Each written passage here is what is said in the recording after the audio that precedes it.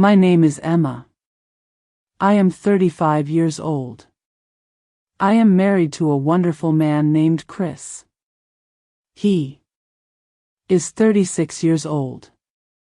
We live in a small, beautiful house with a big garden. Our life was simple and quiet. I worked part-time at a local library.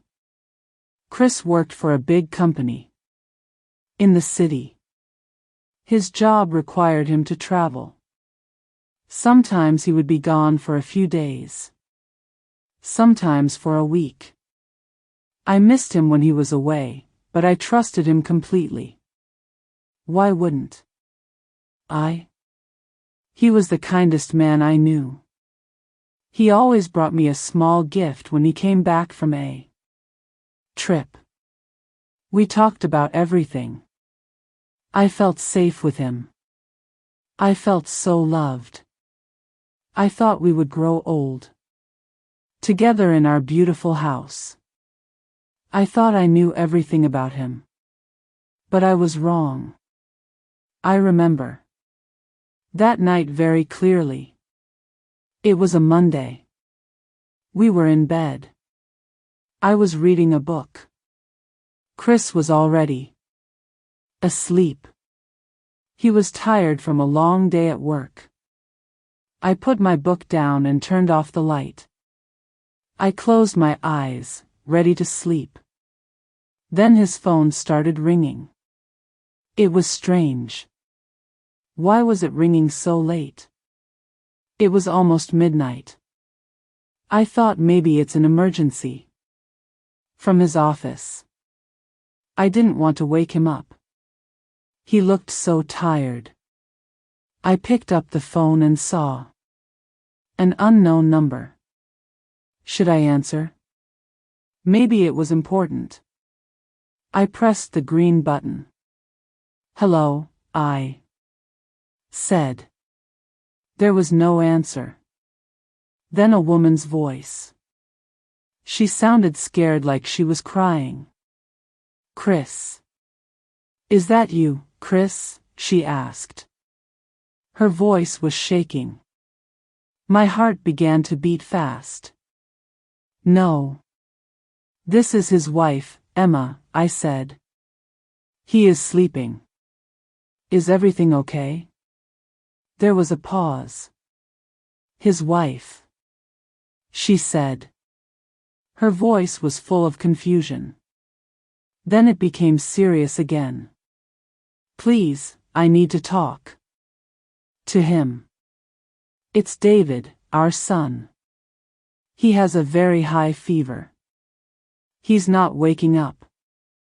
The doctor said we need to go to the hospital right now. Please wake him up. I couldn't breathe. Our son David. Who was David? We didn't have a son. We didn't have any children. I thought I must have heard her wrong. This must be a mistake. A terrible mistake. I think you have the wrong number. I said, no. She said, this is Chris's number. Is this not Chris Carter's phone? Yes, it is, I said. My hands were shaking. Then please, she cried. I don't know who you are, but I need my husband. My son needs his father. Please let me talk to him. My husband. Her husband. Our son. The words repeated in my mind. They didn't make sense. Okay, I said. I don't know why I said it. I ended the call. I looked at the man sleeping next to me. My husband Chris, he was still sleeping peacefully. He looked the same. But suddenly he was a stranger. Who was this man? This man who had a son. This man who had another wife? Another life? I sat there for a long time. I couldn't move. I just stared at him. The man I loved, the man I trusted with my whole life. My perfect life was a lie, a big, ugly lie. Tears fell from my eyes. I remembered all the times he traveled for work, the late night calls he took in another room, the times he looked worried. I always thought it was about his job. I never ever thought anything was wrong. How could I have been so blind, so stupid? I knew I couldn't just sit there. I had to know. I needed to hear it from him. Chris, I said, Chris, wake up. He opened his eyes. He looked sleepy. Emma, what's wrong? Is everything okay? He asked. Your phone rang. I said. I answered it. His face changed a little. My phone? He asked. Who was it? Was it my boss? No. I said. It wasn't your boss. It was a woman. She said her name was Wait, she didn't say her name. She said your son is sick. Your son, David. She said they need to go to the hospital. She called. You her husband. He looked scared. He didn't say anything. He just stared at me. Chris, I said. Who is David? Who is that woman? Emma, it must be a mistake. A wrong number. You were probably half asleep. Don't lie to me, I said. Don't you dare lie to me now. She knew your name. She knew your full name. She called you her husband. She said you have a son together. His eyes were full of guilt. He knew he couldn't lie anymore. Emma, he said, I am so sorry. I never wanted you to find out like this. Find out what? I asked, even though I already knew. I just needed to hear him say it. It's true, he said.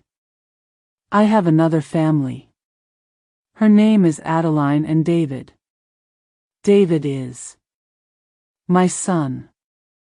He is 6 years old. The world stopped.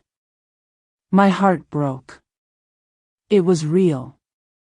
My husband had another wife and a child.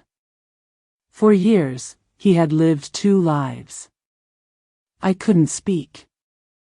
I just stared at him. How? I said, how could you do this to me? To her? It's complicated. He said, complicated? I said. You lied to me every single day for years. You have a whole other family. That's not complicated. Chris. That's evil.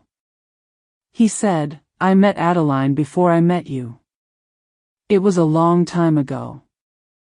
We were together for a short time. Then we broke up. I moved to this city for work. A few months later, she called me. She told me she was pregnant. I didn't know what to do. I was scared. I was young. I started sending her money. I went to visit sometimes to see David. I wanted to be a father to him, but I was afraid. I didn't tell anyone. I didn't tell my parents. I didn't tell my friends. Then I met you, Emma. And I fell in love with you. I really did. You are everything I ever wanted. You made me so happy. I wanted to build a real life with you. I thought I could protect you from it. Protect me? I said, you didn't protect me. You lied to me. You built our entire marriage on a lie. Our home, our love. Was any of it real? Yes. He said. Everything with you was real, Emma. I love you. I love you more than anything. Adeline. That was a mistake I made long ago. You are my life. I laughed. Your life? What about her life? Does she know about me? Does she think she is your only wife? No, he said she doesn't know about you. She thinks my work requires me to travel all the time. He had lied to both of us. He had. Two women who thought they were his only love. I thought about Adeline, the woman on the phone. She was worried about her sick child and she was calling for her husband, a husband she shared with another woman. I felt sorry for her. You need to go, I said.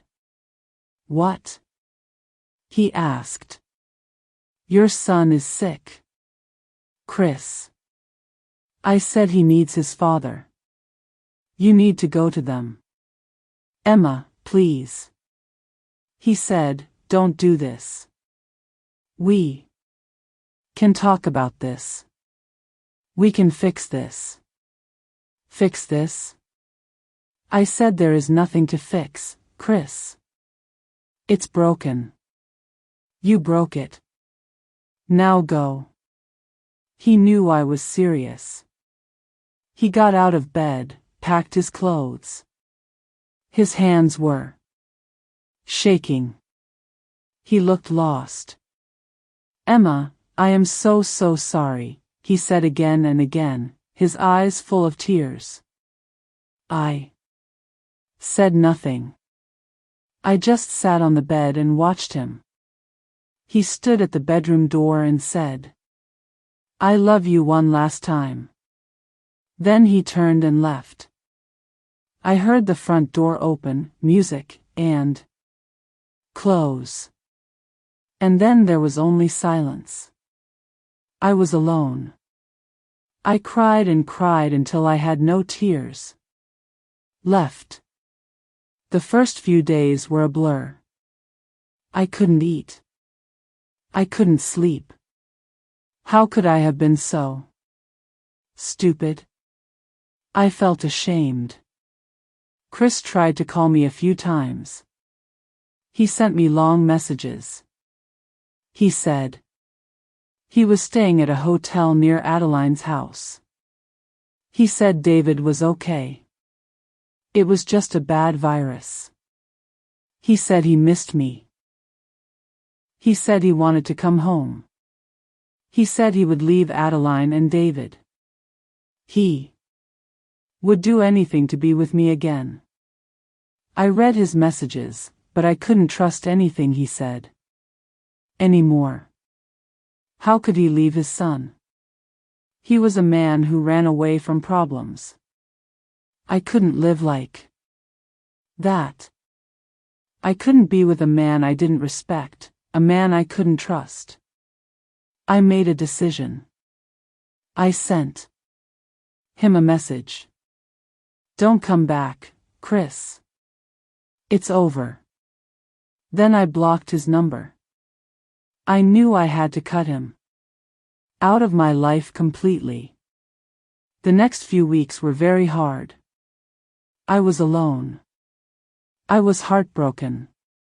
And I also had money problems. The house was in Chris's name. He paid most of the bills. I only worked part-time. I didn't have much savings. How would I survive? How would I pay the rent? How would I buy food? I knew I had to leave the house. It wasn't my home anymore. I started looking for a small apartment to rent. I found a small one-room apartment. I needed a full-time job. The part-time library job was not enough. I started looking online. I found a job at a hospital. They needed a nurse. I applied and got it. 6th day, about 7 months after Chris left, I received a letter. It was from a lawyer. My heart began to beat fast. I opened it. It was a letter about our divorce. It was over. The end of our marriage. Now I was completely free. I signed the papers and sent them back. I thought about Chris. I wondered what happened to him, to Emma, to David. I hoped Chris was a good father to David. He had hurt so many people, including himself. One cold afternoon, I was walking home from work. As I turned a corner, I saw him. He was standing across the street holding the hand of a small boy. The boy had blue eyes just like his father. Chris. It must be David. My heart stopped beating. I froze. Chris looked older and tired. Chris looked up. Then he saw me. His eyes met mine.